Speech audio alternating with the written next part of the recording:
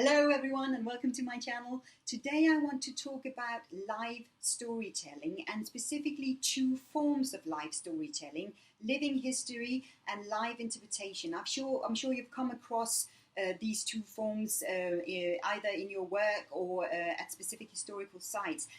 There are many overlaps between these two forms of live storytelling, and there are also some subtle differences that I would like to dive into a little bit today, and different ways of doing it. It's a very direct way of engaging with visitors, and when done really well, it can be a truly immersive and fantastic experience. So let's have a look at these two forms of live engagement and live storytelling. Let's have a look at living history first. Now, living history is really an activity that incorporates historical activities and dress into an interactive experience and a presentation.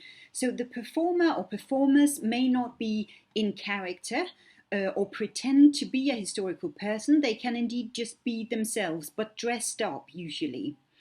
It has many similarities to historical reenactment, so there might be an element of education, but also entertainment in the activity. It can be participatory and engaging, and it may reenact a specific historic event. It can be anything from a wedding to a battle or something, but it may also just present a way of living during a specific historic period. So, for example, a way of cooking, or a way of sewing, or a way of doing certain activities during a specific historical period.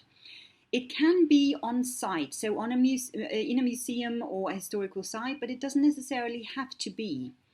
Now, as an audience, you may be asked to participate or try for yourselves, but you can also just be an observer. Now, there are many regular historic reenactment events all over the world, so if you're interested, do Google them. Some of them are really fascinating and quite large scale, so it's definitely worth having a look at. Now, I want to give an example of a museum that has really honed the skill of living history. It's a museum in Denmark called Den Gamle By, or the Old Town, if you like. And it's a living history museum, and they have really been working on this and honing this particular visitor activity for a long time. They describe it themselves like this: history comes alive. Then visiting Den Gamle By, or the Old Town if you like, you might see people dressed in copies of historical clothes and practicing activities from another time. With living history, an interactive presentation where historical tools, activities and costumes are incorporated, the museum tells the story and gives visitors an authentic sense of stepping back in time. Now let's have a look at live interpretation as well. Now, live interpretation is really a historical performance. It's often on site at historical buildings, museums or historical places. There are links to living history and to reenactment, but also to live storytelling and very much to aspects of theatre.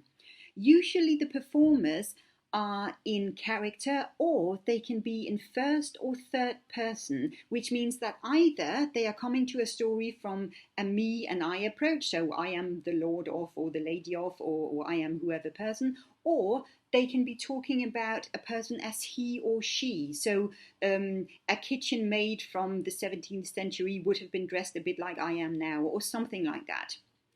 It can usually be very interactive and participatory. So usually visitors become part of the storytelling and the narrative as it happens.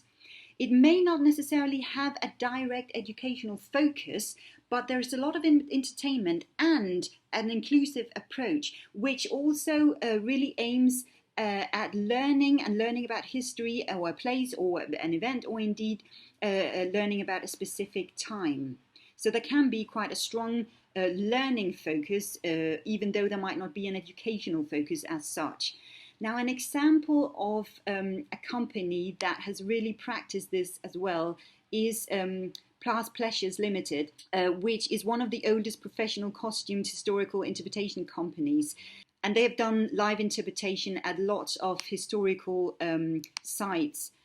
They define their approach We use improvisation and dramatic techniques to immerse visitors in our world. So there's a lot of drama going on behind this technique, and also you sense the steps or the link to the theatre world, and for really setting a stage here in this particular live form of storytelling.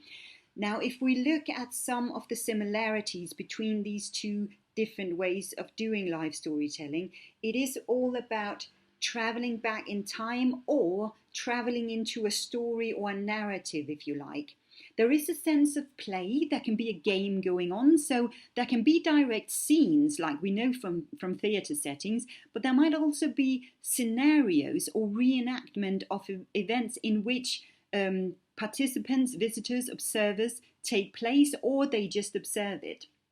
And that brings us to the next point, which is about audience participation, because there is a certain amount of engagement and try this for yourself going on, but it is also possible to observe.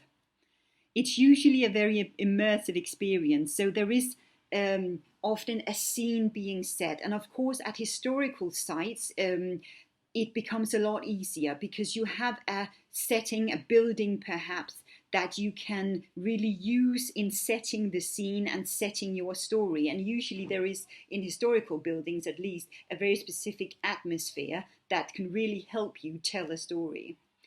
Usually it will involve wearing costumes, using historical tools, and engaging in historical activities, and that can be anything from everyday life activities using specific tools. It can also be the use of weapons, for example, if you are reenacting a specific battle, all those kind of things.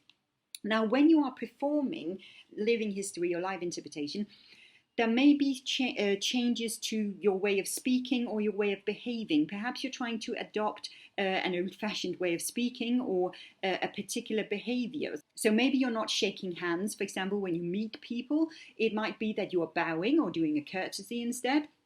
It might also be that you adapt a certain way of speaking or referring to other people that is of a specific historical time. Now, there might be references to present time or none at all, depending on how much in character or in what person you are telling the story. So it might be possible to refer directly to present time by saying a person in the 17th century would have worn a dress like the one I'm wearing now, but of course nowadays we do this and that. Or you might, if you are in first person, you might refer to present time with a sense of wonder. What is that on your arm? A watch? Well, what is a watch? I don't know what a watch is. Or things like that. So it is possible to refer to present time either with a wonder or doing direct comparisons between a different historical period and the way we live or do things nowadays. Now, the core of these two forms of live storytelling really is to create an immersive experience. It's a feeling of stepping into history or into a story with all your senses. And sometimes you're part of it, sometimes you're part of creating it, sometimes you observe it. But the experience, no matter what, can be just as powerful. It's really up to live storytelling approaches and to the live interpreters, to the reenactors, to make sure the experience can be both participative and observable. I would like to ask how you prefer to experience live history or live storytelling. Have you been part of it before? And if you were to set up a piece of either living history or live interpretation, either at your museum or your work, but also just maybe as part of reenacting a historical event, what would it look like? What would you focus on? Is there a specific story or a specific event that you would try to incorporate? And what stories would you include here? Let me know your thoughts on this, and please like and subscribe to the channel if you like these videos. It would be lovely to hear from you.